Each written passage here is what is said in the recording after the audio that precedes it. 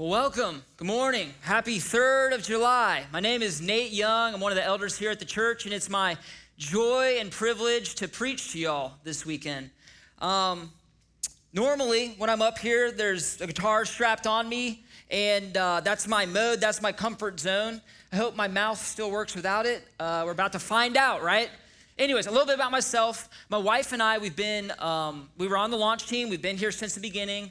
We're part of the problem. We're part of the reason the church is growing. We had 2 cute little kids here. Come on, man. Look how cute those kids are, right? You kidding me? So cute. I'm showing people pictures of my kids all the time these days. They're so cute. We had our kids here. This church is our family, right? This church has become our home and our family, and we have our best friends in the world here. And like that video we just watched, some of my best friends have come via my DNA group.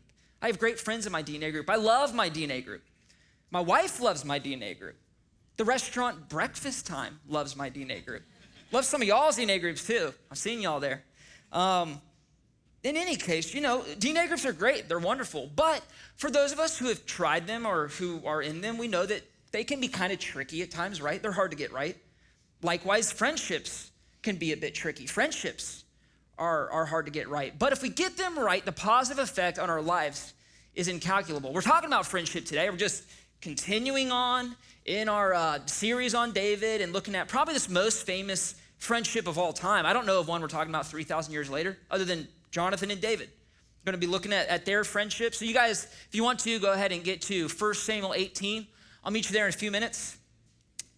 But there's consensus out there on the importance of friendship, right? There's a lot out there. There's been all these studies done, mental and emotional, health benefits. I mean, and you even know this yourself, right? You care very deeply about the types of friends your kids are making, right? Those of us who are parents, very deeply. And one study I saw this, I thought this was interesting. As you age, the effect of social ties on extending lifespan is twice as powerful as that of exercising. So maybe go to the gym with a friend. Maybe that's better altogether. I don't know. But in any case, we know that friendships are important, but there's not a lot of consensus on like how do we do them right? There's not a lot out there. There's marriage conferences and there's leadership conferences and work conferences and parenting conferences, but not friend conferences, right? Ridiculous. No one's ever been to a friend conference. And I think the reason why there's not a lot out there on how to do them is because we don't even know what it means anymore. Like to say that you're my friend is a bit of a squishy thing to say now. Did you click the button on Facebook? Do we enjoy time together? Are we golfing buddies? Is it something deeper? Is there more commitment attached? I think we all know that, yes, it is a good friendship, but how much deeper on the spectrum? What are we aiming for? We don't know. I think we don't know. So, in times, in topics where there is confusion about what to shoot for, it is helpful to look to the Bible to see if it says anything about that topic. It's not culturally conditioned by our cultural moment. It's wacko from time to time, right? So that's what we're going to do today. We're just going to look to the scripture. Here's where we're going today. We're going to talk about the necessity of friendship according to the Bible. Then we're going to look at the narrative of David and Jonathan's most famous friendship. And then we're just going to circle back and look at the ingredients of the friendship in Jonathan and David that we see and see if we can apply anything helpful to our lives. So necessity of friendship, narrative of friendship, ingredients of friendship. I know, Kyle would have alliterated that. He would have found a word that starts with an N, not ingredients. And it is a requirement of preaching here, let me let you know. I will alliterate later, okay? So if you're uncomfortable, it's coming. Anyways, necessity of friendship according to the Bible. We first see it in design, right? Look at God. Look at the Trinity. The Father, the Son, the Holy Spirit in perfect relationship with himself. The Godhead is a friendship, would be one way to look at it. And he creates man in his image and puts him in a garden, perfect relationship with God. But there's a malady in creation. What is it? Man doesn't have a friend, like a human friend. The creation of Eve speaks to the fact that she was even created, that man needs a friend, right? A wife, yeah, but more fundamental than that, a friend. And as we're looking at the garden, a helpful thing to think about, I think, in our culture, people will trample on friendships and trample on relationships in order to climb up the ladder of success, more money, a promotion, whatever the case may be. But that's foolishness, right? Because you're not going to get so high that it's the Garden of Eden. And even in the Garden of Eden, it's not enough without a friend to share it with. So don't do that. If you've got a great friendship, don't trample it to get up the ladder. We also see biblically that friendship is essential to get us through the hard times in life. Friendship is essential to get us through the hard times in life. And you think like, that seems like a lot, essential. I mean, what about just, I don't know, a great relationship with my spouse and my pets and whatever AI is suggesting something to me to watch on Netflix tonight to drown it all out. Well, okay, the third ridiculous. You need more than that, right? But let's talk about the second one, pets. Let's talk about that. Seriously, some of y'all love your pets, right? We love our pets. Let's look back at the garden. Adam's in a garden. He's naming animals. He doesn't have a friend. It's not enough. We need more than that. So let's talk about the spouse. Let's talk about the spouse. Is that enough to get you through life's hard times? Yeah, I think so. But what is it about the spouse? What gets you through the cancer diagnosis? Is it the sexual chemistry? It's the friendship, right? We know this. A good marriage is a good friendship. And a good friendship is a good marriage. So we know this. We know this. Let's look at Ecclesiastes 4. It says this very clearly. 9 and 10. 2 are better than 1 because they have a good reward for their toil. If they fall, one will lift up his fellow. But woe to him who is alone when he falls and has not another to lift him up. We need a friend. We need a fellow. We need somebody that when we fall will lift us up. We need friends to get us through the hard times in life. And that's the occasion of David and Jonathan's friendship. David is about to enter his, most dangerous season of his life. And that's when the friendship with Jonathan starts, and it carries for a few years to get him through that most dangerous season of his life. So I want us to look at this. Let's look at the friendship of Jonathan and David. Let's start with who even is Jonathan, right? Who is Jonathan? We haven't talked about him much these last couple weeks. Jonathan is Saul's son. He's prince in Israel. He's heir to the throne. He's a good guy. We first meet Jonathan in 1 Samuel 14, where he's on the battlefield and he's in this tactically precarious situation where there's a garrison of Philistines that has the high ground, and Jonathan and his armor bearer are alone on the low ground, and he says, God, I'm trusting you for a victory here, for your glory, for your people. Overtakes this garrison of Philistines. God comes through, gives him the victory, right? So he's courageous. He's a man of great faith. He's a war hero. It's in the Bible. I mean, that event is in the Bible. Great guy. How did Jonathan and David meet? We don't know exactly the start of their friendship. The text doesn't say. But it stands to reason that it's just when they're spending a lot of time together, when David is welcomed into Saul's court as his musician and armor bearer before the David and Goliath episode. We don't know how long that is, probably a couple years. And that's how your friendships start, right? That's how my friendships start. Just in situations where we're spending time with each other. At the workplace, at school, in church, on the sports team, whatever. That's the soil to start a friendship.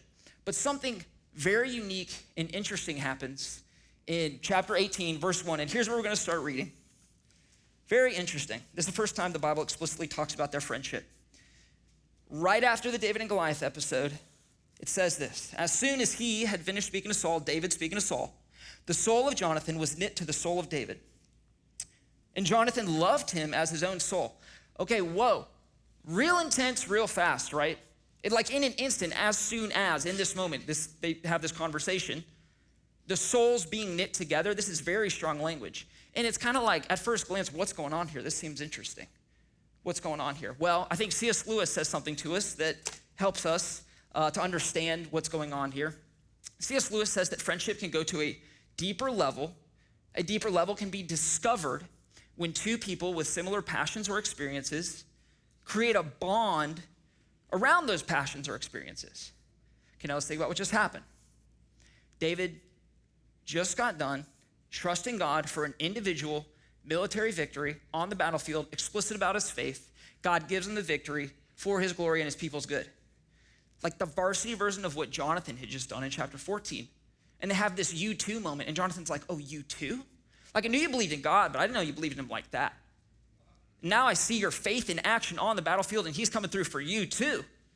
And they start this fast, tight friendship bond. And then that's the faith component, but then the military component, I think it's hard to overstate that as well. And those of us who haven't been in active combat, I don't think we get this, but there's been studies done on this, and they even use like familial language, the band of brothers, the bond between soldiers, right?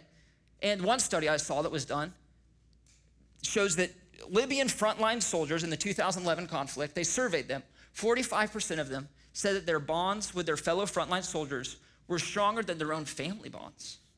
Very interesting. So it's a tight bond. It's a faith-based and a military-based bond, I think, that Jonathan and David have. Okay, then let's see what happens after that. This bond happens, verse 2. And Saul took him that day and would not let him return to his father's house. Then Jonathan made a covenant with David because he loved him as his own soul. And Jonathan stripped himself of the robe that was on him and gave it to David, and his armor, and his sword, and his bow, and his belt. Okay, so he's making a covenant and giving him some things. We'll come back to that. Just, he's committing to him. And David went out and was successful wherever Saul sent him, so that Saul set him over the men of war. And this was good in the sight of all the people, and also in the sight of Saul's servants. It's hard for us, again, to overstate the meteoric rise to fame that David has after David and Goliath. I was trying to think of like a modern day example of something similar. I couldn't think of one. So here's a hypothetical. Think Justin Bieber. Why Justin Bieber? Well, David is the king's musician. Is there a more famous musician than the king's musician in that time? I don't know, probably not. So think Justin Bieber, circa like, 2003, 2004, in the wake of 9/11, where it's like the war on terror and Osama bin Laden is public enemy number one. Imagine if Justin Bieber were to land a plane in the Mall of America and walk out by himself holding the disembodied head of Osama bin Laden, right? Epic, it's goofy, right? But epic rise to fame, and I think it's kind of like that. So David gets wildly famous in an instant, is made a general in the army, God's given him great success, and everybody loves him. And publicly he's being praised, but privately he's in peril. Why? Because as fast as his fame is rising, Saul's jealousy is rising. And then there's one critical part where the women are singing songs, and they're saying Saul's killed his thousands, and David his tens of thousands. And Saul's jealousy turns him murderous. In this season, Jonathan contains the evil for David between his dad and his best friend David. And Saul, multiple times, mostly privately, because publicly, he's a political ally actually, but privately, he's trying to murder David. And in this season, Jonathan's running interference, and he's David's safe space, and he's David's confidant. And it kind of boils and it kind of grows, and then it grows into chapter 20, which is where we're gonna pick up again if you wanna flip over there. Chapter 20, verse 1, David comes and he meets Jonathan in private, in secret. He's kind of on the run at this point. Then David fled from Naioth and Ramah. We're starting in verse 1. From Naioth and Ramah, and came and said before Jonathan, "What have I done? What is my guilt? What is my sin before your father that he seeks my life?" And he said, "Far from it, you shall not die. Behold, my father does nothing, either great or small, without disclosing it to me. And why should my father hide this from me? It is not so." But David vowed again, saying, "Your father knows well that I have found favor in your eyes." And he thinks, don't let Jonathan know this, lest he be grieved. Saul's very secretive. Interesting. "But truly, as the Lord lives and as your soul lives, there is but a step between me and death." Then Jonathan said to David, "Whatever you say, I'll do for you." That's what friends do, right? That's what friends do. In the time of need, hey, what do you need? I'll do it for you. They don't distance themselves from weakness. They step into it. How can I help? So Jonathan and David talk about a plan to discern together what Saul's true intentions are. Pick it back up in 14. Jonathan says, verse 14, "If I am still alive, show me the steadfast love of the Lord that I may not die. And do not cut off your steadfast love from my house forever, when the Lord cuts off every one of the enemies of David from the face of the earth." And Jonathan made a covenant with the house of David, saying, "May the Lord take vengeance on David's enemies." And Jonathan made David swear again for his love, by his love for him, for he loved him as he loved his own soul. So they make another covenant together, a second friend covenant. And then they go and execute kind of the secret mission where David's in hiding and Jonathan learns that, okay, indeed, my dad, he does actually want to kill you. That's what his true intentions are. And they get back together. They meet together in secret again. And this is where we'll kind of finish the narrative in verse 41.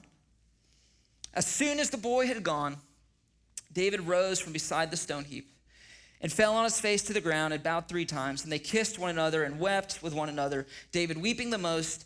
Then Jonathan said to David, 'Go in peace, because we have sworn, both of us, in the name of the Lord, saying, the Lord shall be between me and you and between my offspring and your offspring forever. And he rose and departed, and Jonathan went into the city. And this is where their friendship ends in tears, kind of tragically. Jonathan goes back to be with his dad, and David's on the run. And Jonathan ends up dying with his dad in battle. They never see each other again. This is their friendship. This is their friendship. What do we see in this friendship? What do we see in their friendship? What qualities, what ingredients that might be helpful for us do we see in the friendship of Jonathan and David? Well, the first one I think jumps completely off the page, right? It couldn't be more obvious. Could use a lot of words for it, but I'm going to say constancy. Constancy. Commitment. Loyalty. Friends stick. Friends show up when you need them. They're constant. They're there when you need them. Like, they're covenantal even. In the case of Jonathan and David, they make 2 friend covenants. This isn't a normal thing to do, but they do this, right? And it's very intense. We don't have time to talk about what exactly a covenant is in Hebrew culture, but suffice it to say, very intense commitment where if one of the 2 parties breaks the covenant, blood will be shed. That's how intense it is. It's a very intense commitment. And they make it to each other twice. In the first covenant, we read about it back in chapter 18. The first covenant, the substance of it is essentially Jonathan recognizes, we don't know at what point exactly this happens, but Jonathan recognizes the throne, the heir to the throne is actually you, David, not me. I recognize that God, the God that I love has anointed you, not me, and I'm giving you my princely items. He gave him his sword and his bow and his belt and his armor in this first covenant. And he's committing to, hey, David, I'm not fighting you for the throne. I'm committed to serve you as king. That's the first covenant. That's how committed he was. And then in the second covenant, it's a few years later. It's kind of in this last meeting they have together. In the second covenant, Saul has set up, it's a contested throne situation where there's one throne and there's 2 families, and it's a Harry Potter style, neither can live while the other survives situation, right? That's what's going on here.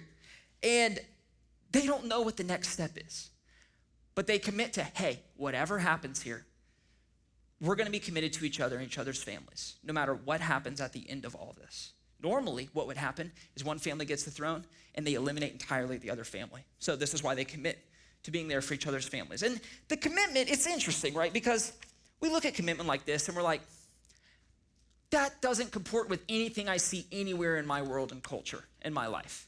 So let's slow down for just a second and talk about this, right? We have commitment issues in our culture, do we not? There are commitment issues in our culture. I've done a lot of thinking about this and trying to think about, why is that? Why is the commitment culture that we're living in, or the lack of commitment culture, why does it exist? I think it's about this simple. Our culture is preaching a lie, and it's very loud, and it's everywhere. And it's saying, the way you get happy, this is how you get happy, by cutting all commitments to anyone but yourself. That's how you get happy. Cut all commitments to anyone but yourself. And if you believe that lie, you have to view all relationships from a consumer perspective. You have to. That's how you have to show up. David and Jonathan are covenantal. But if you believe the lie, you have to show up in every relationship as a consumer. It's interesting. Consumer relationships and covenantal relationships, they've been present in all cultures. And consumer relationships aren't bad. There's a place for them. The place is called the marketplace. That's where a consumer relationship is supposed to be. And normally, that's where it's been confined to in lots of cultures. But in our culture, this consumer mindset has broke free from the marketplace and has affected and infected my life and your life in all these places where it shouldn't be. The family, our friendships, the way we relate to church, the way we relate to people at church, our civic relationships. The consumer mindset has infiltrated all those places and it shouldn't be there. Let me just define terms here for a second. I think it's clear what I'm trying to say, but I want to be really clear about what I'm trying to say because I think it's helpful for consumer relationships. So here's some markers of consumer relationships. Your cost-benefit calculator is always going. It's always going when you show up in a consumer relationship. Do benefits outweigh cost? If so, I'm engaging. If not, I'm out of here. Your primary concern is the benefit of yourself in a consumer relationship. You know this. We know this, right? How do you show up to Walmart? Thinking about Walmart when you walk into Walmart? You want the good of Walmart when you go in there? No, it's ridiculous, right? The way you show up is I am primarily concerned about me, and if Walmart is dumb enough to do something like run such a good sale that they're losing money on, I'm buying all that stuff, right? That's how you show up. That's how consumers show up, concerned about themselves. This is very helpful. Consumers show up thinking, what do I need? How can you help? That's how they show up. That's how they show up. They show up thinking about how they can use the giftedness of the other for their own advantage. They show up thinking about how can I distance myself from your weakness? If I see some weakness, space. Most importantly, consumers get to leave. There's often return policies and they always get to leave. And again, it's not wrong in the marketplace, but it's wrong in the family and it's wrong in friendships. And I said it's infected all these places in our culture and our lives, not just our culture, our lives where it shouldn't be. And one of the places I want to talk about, just to kind of really drive it home, is the family, right? Marriage. How has the consumer mindset infected our marriages? Well, the most obvious way is divorce, right? It's a return policy. You get to run the cost benefit on the back end after making a purchase and make a return if it doesn't work out for you, right? Divorce. But I was surprised to find out, thought this was very interesting, divorce rates are at a 50-year low right now, 39%, down from 50% in the 70s. Okay, that sounds good. That sounds like progress, right? But here's what I think is happening. Marriage rates are at an all-time low. All-time low.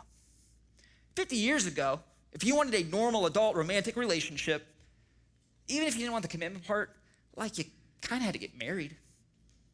And then if you decided, actually, you know what, never mind, you got rid of the commitment part and you got divorced. But nowadays, you don't have to get married, right? There's a buffet of options in our culture for normal adult romantic relationships. Like when I was young, when I was dating my wife, we dated all through undergrad. These are my options that I was aware of, at least.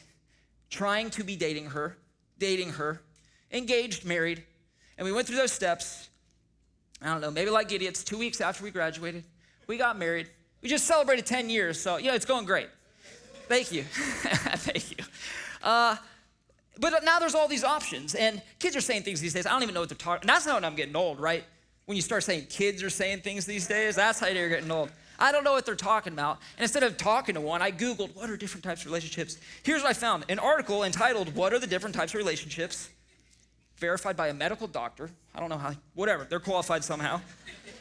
Some of you are medical. I'm not trying to offend you. But anyways, talking, dating, boyfriend, girlfriend, casual relationship, friends with benefits, partners, domestic partners, open relationships, polyamory. Jeez, man. There's a buffet, right? There's a buffet, and you can go shopping for which option you want. And it's mitigate commitment, it's cut the commitment, it's trade the wife and kids for moving in together and getting a dog. And at some point, it breaks down, it falls apart. It doesn't work. It doesn't work. That's the consumer mindset. So now, that was the counter vision. The covenantal mindset, the covenantal approach to friendships. It's literally just the opposite, right? And I'm going to read it again back conversely because I think it's that helpful. Covenantally minded people show up without the cost benefit calculator going. That's how they show up. It's not going because they're staying whether it's cost exceed benefit or benefit exceed cost. They show up as often as possible, primarily concerned with the benefit of the other person. That's how covenantal people show up. This is so helpful. I think these questions are so helpful. This next one. Covenantally minded people show up asking these questions. What do you need? How can I help? What do you need? How can I help? I mean, look, we're all needy and need-ed, right? I mean, you can't always show up all the time asking that question. But do you ever show up asking those questions? Or are you always showing up, what do I need? How can you help? Like in your marriage, let's talk about marriage. You can apply this whole sermon to marriage.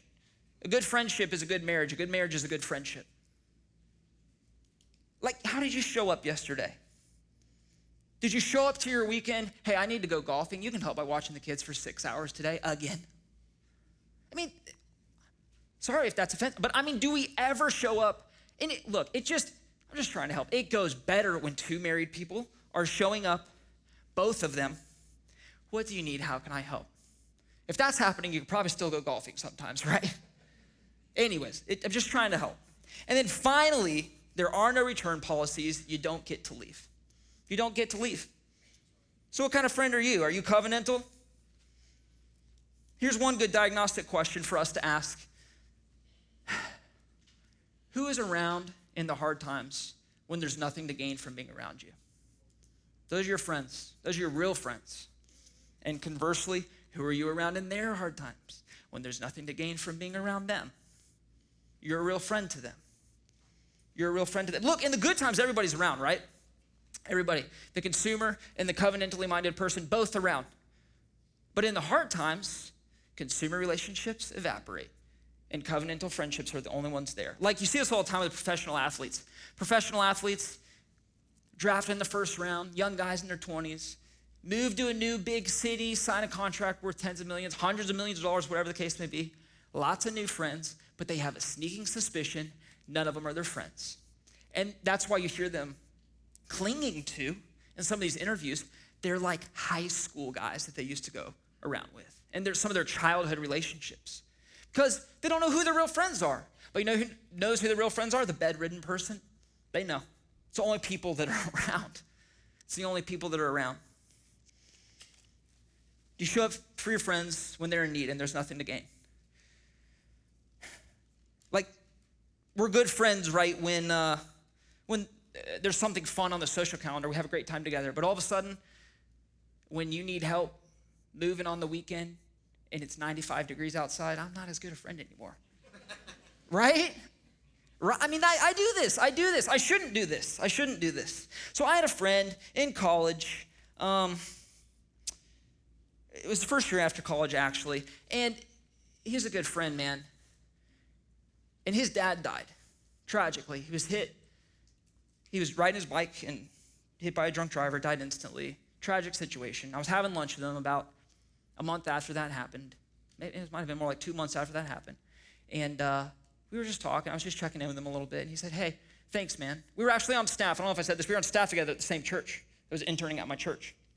He said, thanks. Nobody else on staff here has checked in with me about this in the last month or two. Not great, right? Not great. And I wasn't even being a good friend. It had been a month or two. Are we distancing ourselves from weaknesses? Okay, caveat here to this constancy one. Do you need to have the deepest level of commitment with everybody that we're associated with? No, right? Safety tip, don't do that. We shouldn't be doing that. But we can expect to have as many close covenantal friends as we are a close covenantal friend too. If we're always showing up, what do I need? How can you help? We can expect that they're showing up the same way. With the measure you use, it will be measured back to you. That's a biblical principle, right? And if we show up that way, we just need to be careful because when we're really needy, they might take advantage of a return policy. Friends are constant. Another ingredient that we see in the life of Jonathan and David is friends are transparent. Friends open up to each other. They let each other in. Friends are transparent. We see this with Jonathan and David in multiple places. It's all over the place. A couple of them. Back at the beginning of chapter 18, verse 1, where it talks about the soul tie. You know, the souls being united and loving as he loves him as his own soul, that whole thing. There's a lot of commentary about what that means, and there's not consensus about it, but it at least means that they were exposing the deep parts of their souls to one another. They're being transparent. And then they're very transparent in that last interaction where David's confiding in Jonathan, and, you know, at the end of it, they're weeping and kissing together. I mean, these guys are like, dude, they're military war heroes, political figures, weeping and kissing and like letting each other in. I mean, could you imagine our political figures doing this as friends? It's very unusual, but we see that they're doing this, and this is an ingredient in their friendship. Kids are doing this all the time, right? Kids are letting each other in all the time, and they're starting friendships a lot better than us as adults, aren't they? Right? I mean, like my daughter, right? I have a 3-year-old. I love her to death, man. But she's letting people in all the time. We're in the Panera parking lot, and she's running away. I'm like, hey, it's dangerous. Don't run in the park. I mean, this happens all the time. Don't run away in the parking lot. All right, you're going to have a consequence. No Daniel Tiger. Can't watch Daniel Tiger for the rest of the day. She probably wasn't going to watch it anyways, right? But anyway, she has big feelings about it. Oh, no, I want to watch Daniel Tiger. She's crying. She's screaming at the top of her lungs. She doesn't have the capacity or the filter to not be transparent, right? But us as adults, oh, we're real good at it. We're real good at not being transparent. We're really good at it. But to the extent we're doing this, we're not good friends because friends let each other in. Friends let each other in. Why don't we do this? I'm going to ask this question kind of a lot in this section because I think it's helpful for us. I think, man, I'm really bad at this, and I think a lot of us are really bad at this, opening up, even with our closest friends. Why don't we do this? Well, one, the consumer mindset. We're selling, I'm a good time, and I want you to pay me by liking me. And I'd rather you like fake me than real me. The consumer mindset. That's not a friendship. That's not a real friendship.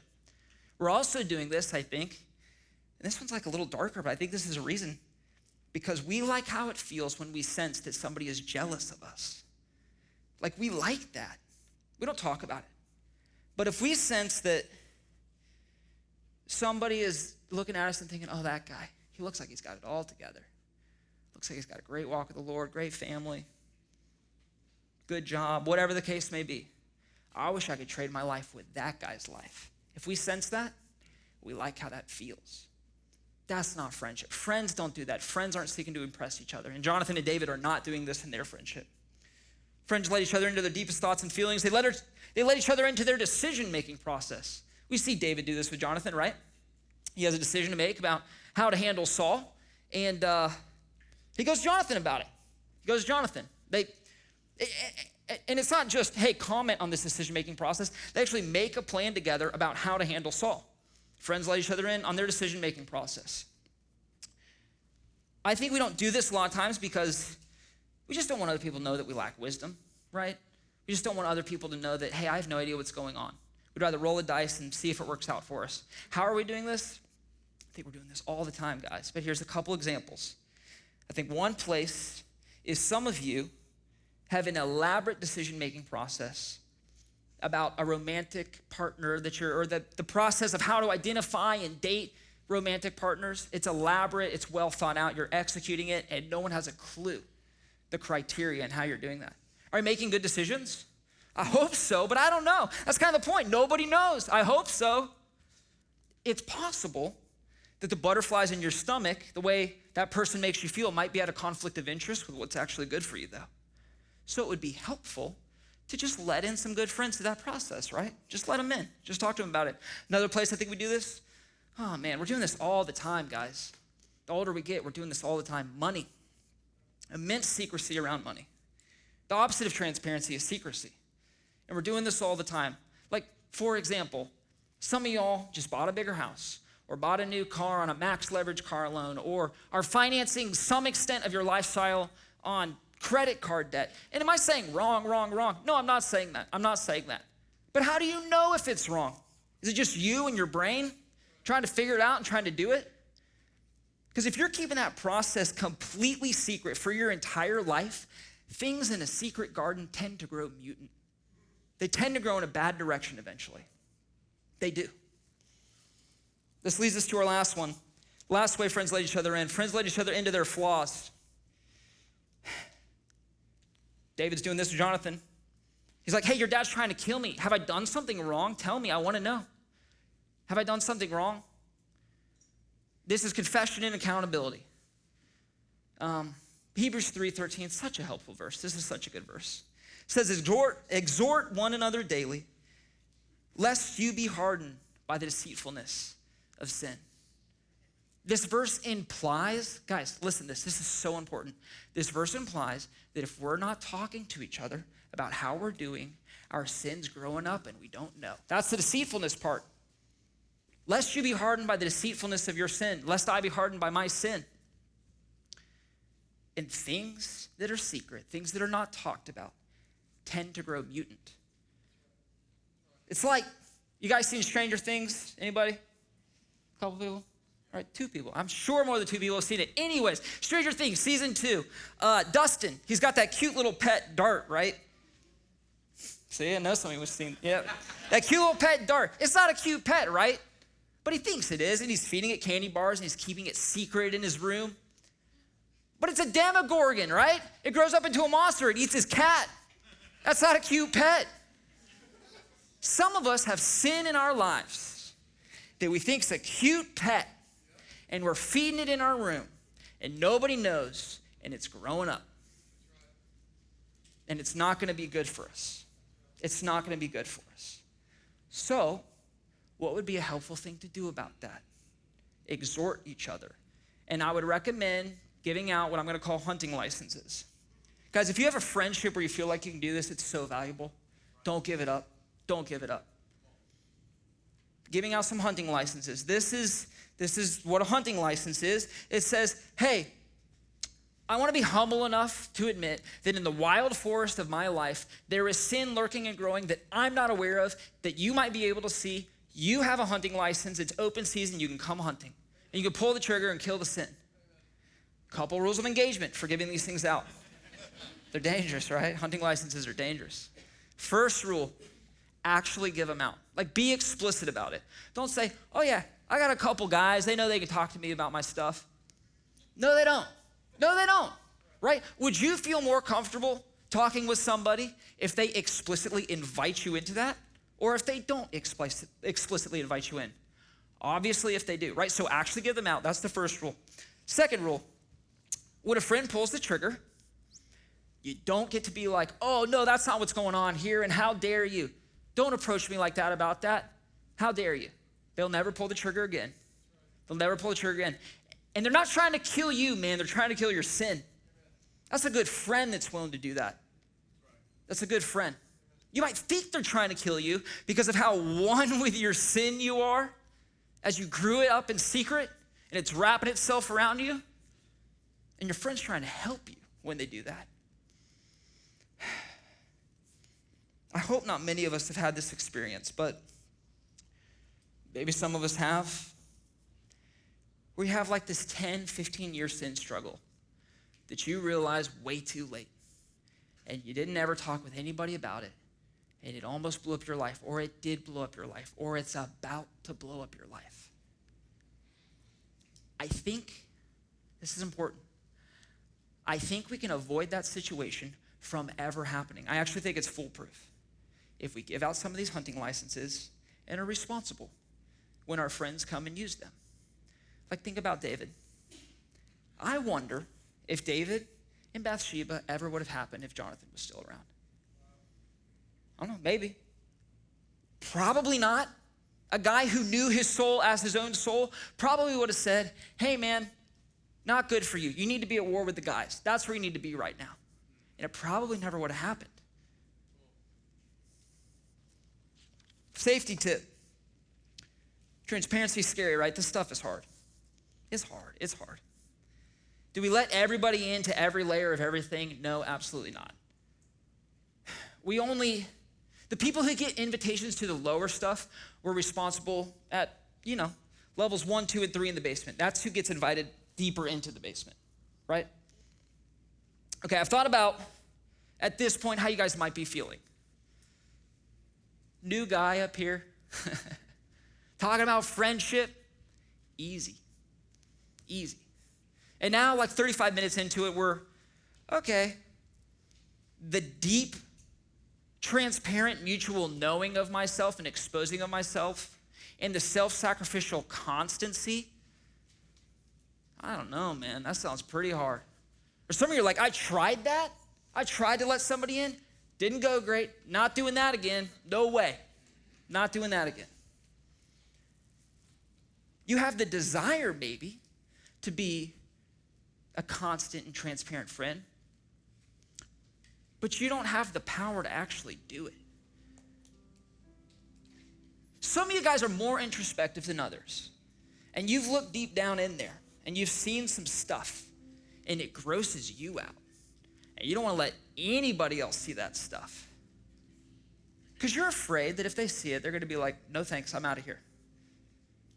And some of you are not introspective for precisely the same reason, because you have a sneaking suspicion something is gross in there, and you don't want to look at it, and you don't want anybody else to look at it. You don't have the power to be a transparent, constant friend because you have not experienced transparent, constant friendship. You haven't been on the other side of it, where somebody gets close to you, and they see it, and they stay. This is only possible, you guys know where I'm going with this. This is only possible fully, completely with one person, and his name is Jesus Christ. Some of you don't know him. I want to tell you about him. Jesus Christ gets close. He gets close. And when he gets close, he sees the gross stuff. And he doesn't say, never mind, gross, I'm out of here. Nope, this is what he does. He sees all of it. He sees you down there with it. He takes all of it. He puts it on his back. He gets on a tree. He spreads his arms out. They get nailed down. His feet get nailed down.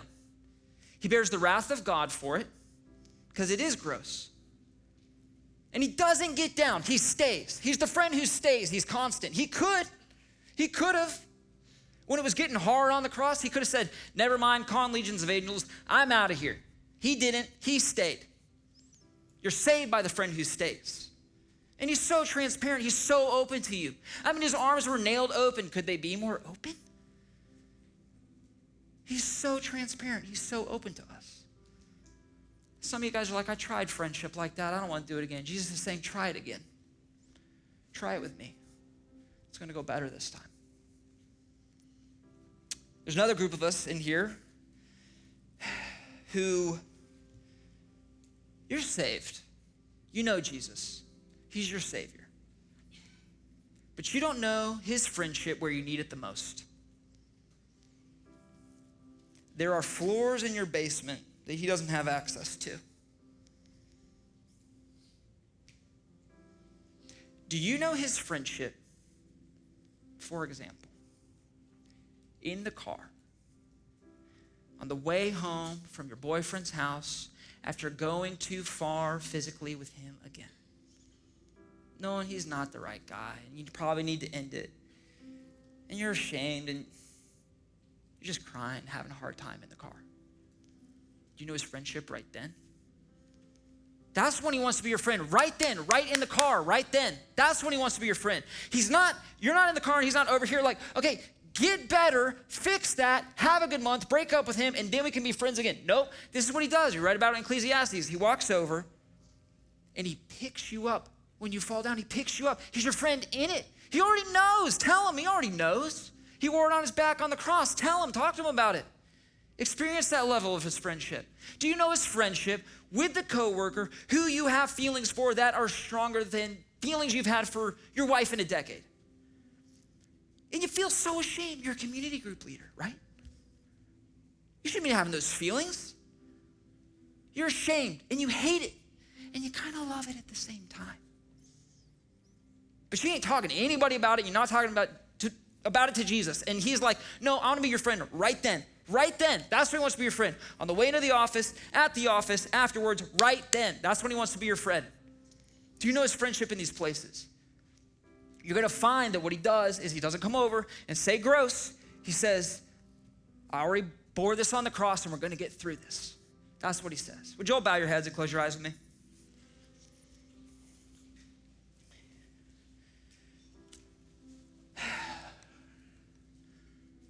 Jesus Christ,